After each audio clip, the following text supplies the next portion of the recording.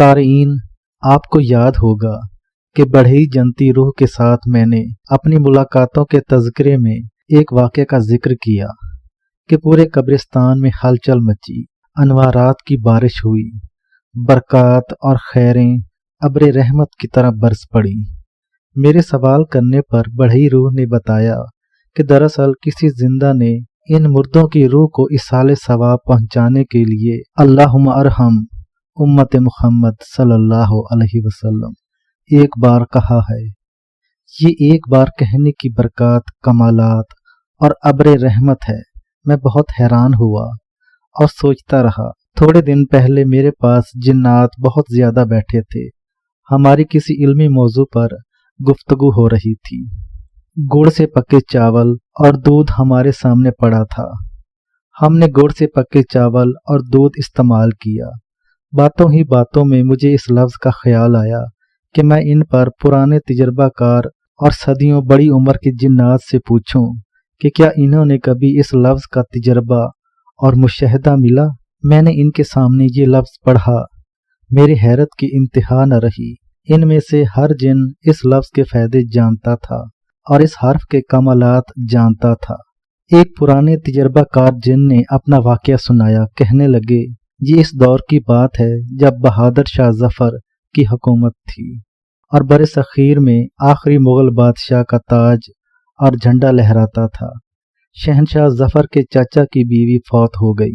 وہ ایک نیک خاتون تھیں۔ بڑھاپے میں بہت زیادہ علاج معالجہ کیا، آخر وہ فوت ہو گئیں۔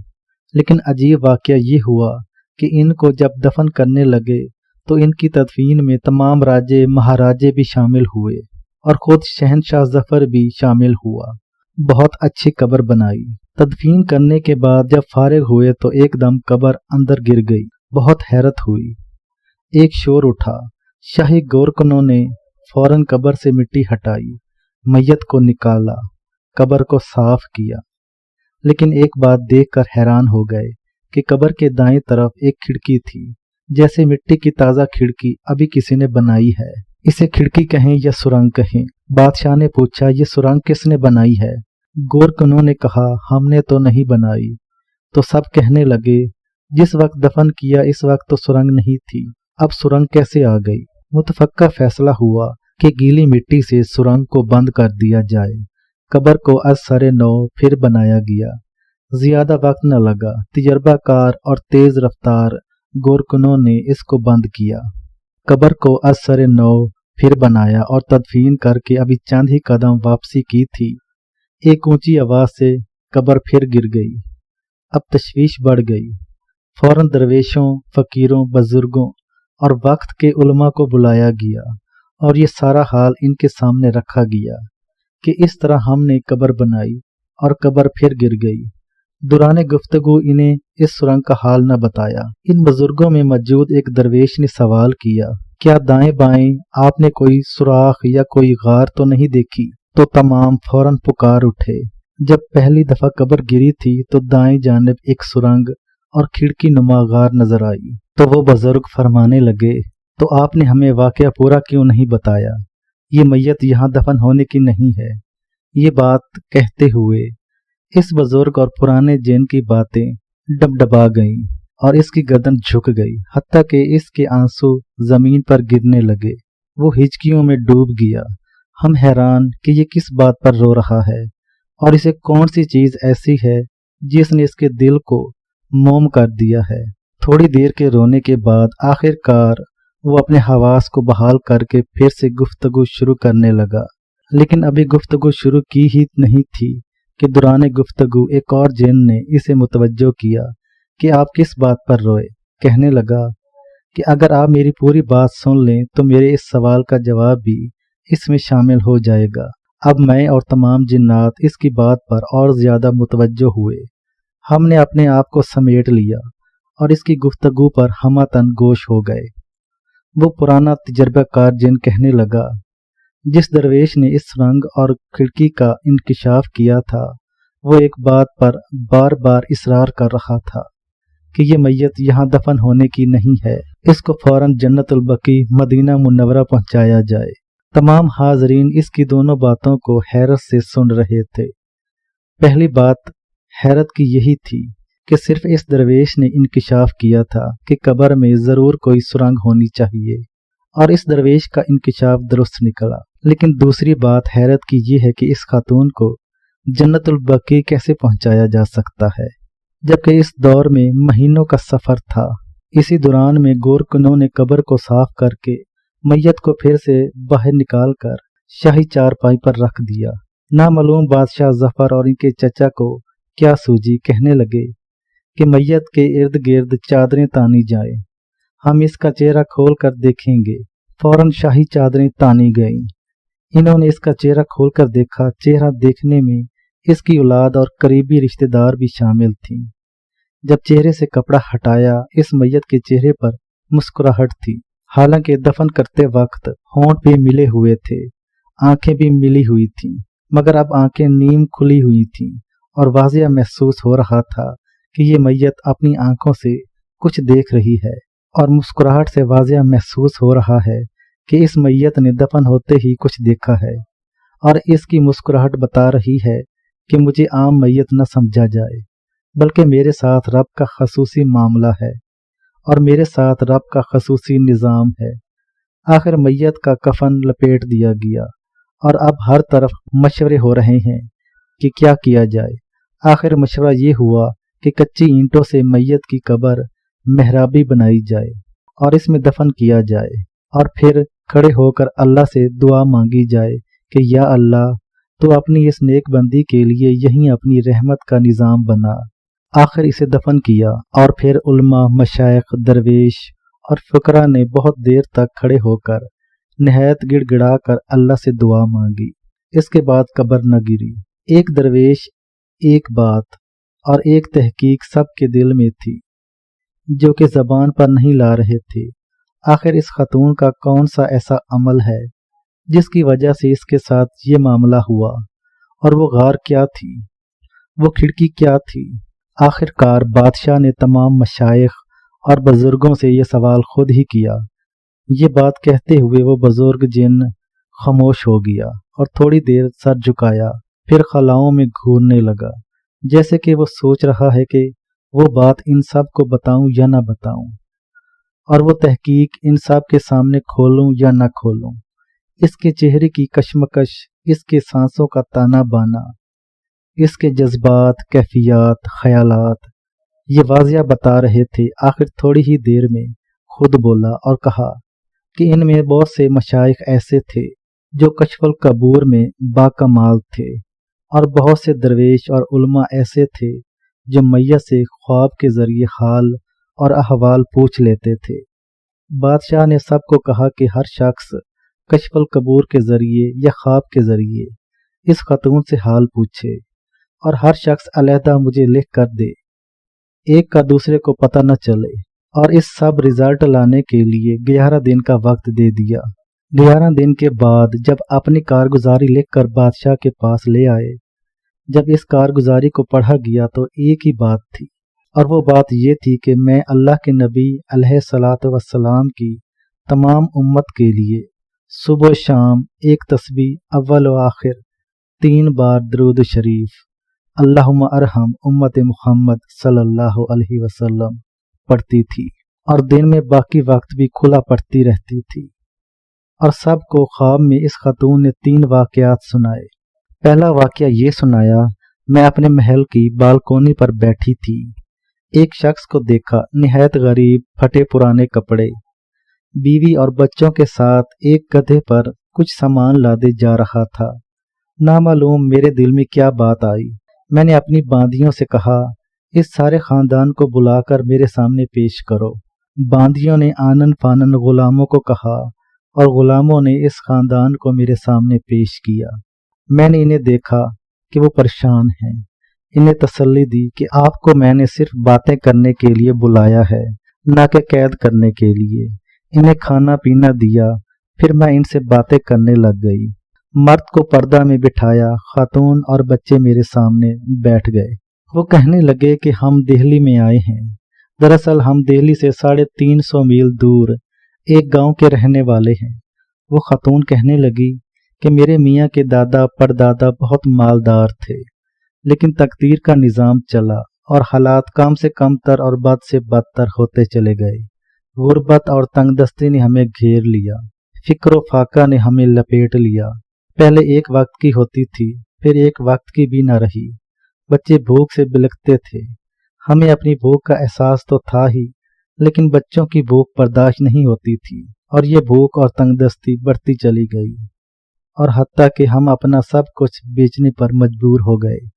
घर में तमाम बर्तन हत्ता के चारपाइयां तक बेच दी। अभी कुछ नहीं रहा सिवाय इस गधे के। इस गधे को लेकर हमने दिल्ली का रुख किया कि दिल्ली में जाकर शहर के किसी आखिरी कोने में किसी खंडर में पनाह लेंगे या झोंपड़ी बनाकर मेहनत मजदूरी करेंगे, क्योंकि हम हयादार और ख़ानदानी लोग हैं। हम सवाल नहीं कर सकते, हम भीख नहीं मांग सकते। इनकी आंखें तर गईं, बच्चों की हिचकियां थीं और वो अपने दास्तान सुना रहे थे। वो खतून जो बहादुर शाह जफर की चची थीं, आलम अरवाह में अपनी दास्तान सुनाते हुए मजीद कहने लगी, जब मैंने इनसे बात बढ़ाई और इनकी दास्तान सुनी तो पता चला कि इनके बड़ों में 5 दरवेश थे, जिनकी अब इकट्ठी 5 कब्रें हैं। और ये 5 दरवेश वो थे जिनके पास अगर बादशाह अपना लश्कर और ताकतवर फौज लेकर भी आ जाता तो इनकी दुआओं का सामना नहीं कर सकता था। वो जिनको दुआएं देते थे 100% लगती थी और जिनको बद्दुआएं देते थे इनको बद्दुआएं भी 100% लगती थी। वो दरवेश वो थे जिन्होंने तमाम जिंदगी में रिस्क हलाल और सच के साथ अल्लाह की इबादत की और अल्लाह के ताल्लुक में बहुत आगे निकल गए। जब ये बात सुन ली तो हैरत हुई। मैंने हुक्म दिया कि इस खानदान का वजीफा लगा दिया जाए और इसको घर बनाकर दिया जाए। जब वो खानदान जाने लगा तो कहने लगा, हमने अपने बड़ों से एक लफ्ज़ सुना था कि जो शख्स अल्लाहुम्मा अरहम उम्मत मुहम्मद सल्लल्लाहु अलैहि वसल्लम एक तस्बीह सुबह शाम पढ़े और सारा दिन खुला पढ़े तो दुनिया में अल्लाह ताला इसको हर मुश्किल में किसी न किसी शक्ल में असबाब ज़रूर पैदा करेगा, चाहे मुश्किलात के पहाड़ हों, मसाइब के समुंदर हों और दुखों की आंधियां हों, लेकिन इसके पढ़ने वाले को कहीं न कहीं से कोई रास्ता ज़रूर मिलेगा। हाँ, ये वजीफ़ा हमारा ख़ानदानी तौर पर चला आ रहा है। आज के दिन भी हम इसको पढ़ रहे। हर दफ़ा पुरुमीद थे कि कोई ना कोई रास्ता अल्लाह निकालेगा। देखें इस लफ्ज़ की बरकत कि इसी वक्त में आपको बालकोनी पर बिठाया और इसी वक्त पर हम परदेसियों का खस्ता हाल ख़ानदान आपके सामने से गुजरा और अल्लाह ने आपके दिल में बात डाली और हम आज से खुशहाल हो गए हैं क्योंकि मलका की नज़र हम पर पड़ गई है। इस खातून ने दूसरा वाकया इससे भी ज्यादा अनोखा सुनाया। कहा कि मैं एक बार भेस बदल कर दिल्ली के बाजार में अपनी एक बांदी के साथ कुछ सामान ले रही थी। बर्तनों की एक दुकान पर मेरा जाना हुआ। वहां मैंने अजीब मंजर देखा। एक मर्द को रस्सियों से बांधकर एक सतून के साथ बिठाया हुआ है। औरत के पांव में रस्सी है और इसके साथ 3 बच्चे हैं और इन सब के हाथों में रस्सी है और वो सब रो रहे हैं और इन पर इल्ज़ाम है कि इन्होंने इस दुकानदार से सामान लिया था और अक्सर ले जाते थे और गांव देहात में ले जाकर बर्तन बेचते थे। पहले इन्होंने अपना एतमाद और एतबार बढ़ाया, फिर कर्ज लेना शुरू किया और बहुत सा कर्ज लेकर आखिर कई साल तक ये गुम हो गए, यानी दुकानदार को अपना चेहरा न दिखाया। अब जब ये इस दुकानदार के सामने से गुजरे इन्होंने अपने चेहरे छुपाए हुए थे। अचानक दुकानदार के पुराने मुलाजिम की नज़र इन पर पड़ी। इसने इन्हें बुलाया तो इन्होंने भागने की कोशिश की। सब ने मिलकर इन्हें पकड़ लिया।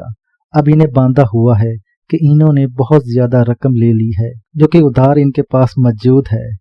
अब कोई इनका जामिन नहीं जो कि इनका जिम्मा ले और दुकानदार की रकम चुकाए। वो शाही खातून की रूह कहने लगी कि जब मैं वहां पहुंची मैंने ये मंजर देखा और मैंने इनसे तमाम वाकया पूछा तो मैं इनके साथ बैठ गई क्योंकि मैंने एक सादा और गरीब खातून का रूप धारा हुआ था। मैं ज़मीन पर इनके साथ बैठ गई और इनका हाल अहवाल लेने लगी कि क्या हुआ। वो कहने लगे हमारा कारोबार बिल्कुल ठीक था और हम इनसे दुरुस्त लेन देन कर रहे थे। अचानक ऐसा हुआ, एक सरदार के यहाँ शादी थी। इसने अपनी एक बेटी और 3 बेटियों की इकट्ठी शादी करनी थी। इसने हमसे बर्तनों की बहुत बड़ी तादाद खरीदी। हमें इसमें चूंकि बहुत नफ़ा नज़र आया, हमने वो सारी इनकी ज़रूरियात पूरी कर दी।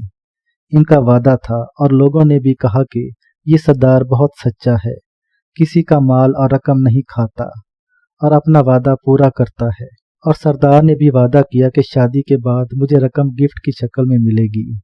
मैं वो सारी इकट्ठी करके इतनी बड़ी रकम बर्तनों में, जहेज की शक्ल में भी और मेहमानों के खाने की शक्ल में लिए थे। वो तमाम रकम मैं आपको वापस कर दूंगा। शादी में हम भी शामिल थे। शादी के तीसरे दिन हम इसके पास गए कि हमारी रकम हमें वापस दी जाए। इसने एक कागज दिखाया कि जिस पर तहरीर, अंगूठे और गवाह मौजूद थे। 5 गवाह थे जो इसके अपने आदमी थे और हमारी तहरीर में हमारे अंगूठे मौजूद थे जो हमने लगाए नहीं थे। और ये लिखा था, तुम रकम हमसे ले जा चुके हो। और बल्कि इसने हमें डांटा और बेइज्जत किया कि एक दफ़ा रकम लेकर दूसरी दफ़ा लेने आए हो। हमारा रोना, चीखना, चिल्लाना इसका कोई असर न हुआ, बल्कि इसने धमकी दी, अगर तुमने ज़्यादा मुतालबा किया तो कोतवाल शहर को बुलाकर तुम्हें इतनी खतरनाक जेल में डलवाऊंगा जहां तुम शायद जिंदगी में कभी वापस ना निकल सको। हमारी किसी ने न सुनी और हम रोते, चीखते, चिल्लाते वापस आ गए। हमारे पास जो सरमाया था हम लगा चुके थे। इस दुकानदार का जो सरमाया था वो हम सारा इसको दे चुके थे। आइंदा कारोबार करने के लिए सरमाया नहीं, इसका लुटाने और इसका मुंह दिखाने के लिए कोई रास्ता नहीं था। आखिरकार मैंने मजदूरी की और अपने बच्चों का पेट पालने लगा। मैंने बहुत कोशिश की, लेकिन इस सरदार के खिलाफ किसी ने न सुनी। वो सरदार ताकतवर था और इसने अपने ताकतवर बदमाश रखे हुए थे। इसका इंकशाफ मुझे बाद में हुआ और वो जो तसल्लियां देने वाले और मुझे कहने वाले कि ये सरदार बहुत ईमानदार है, इसने कभी किसी का माल नहीं खाया, दरअसल ये इसी डाकू के साथी थे। मैंने जब इनकी दर्द भरी कहानी सुनी तो मुझे ख्याल हुआ कि पहले मैं इनकी दास्तान की सच्चाई को जांच लूं। मैंने फौरन लौंडी को भेजा कि फलां कोतवाल शहर इस पते के सरदार के बारे में तहकीक करके फौरन मुझे इतला देने का कहो। मैं बाजार में अपने काम में घूमती रही। कुछ ही देर के बाद वो लौंडी आई तो इसने इस सरदार के बारे में बताया कि वाकई वो सरदार 2 नंबर है और लोगों के पैसे खा जाता है और मजदूर की मजदूरी मार जाता है और जालिम है और जाबिर है। मैं फौरन सारी हकीकत तक पहुंच गई।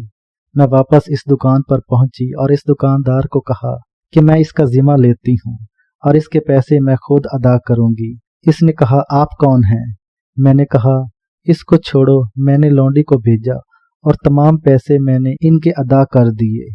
इन्हें छुड़वा दिया और मजीद अशरफियाँ दी कि वो अपना कारोबार करें।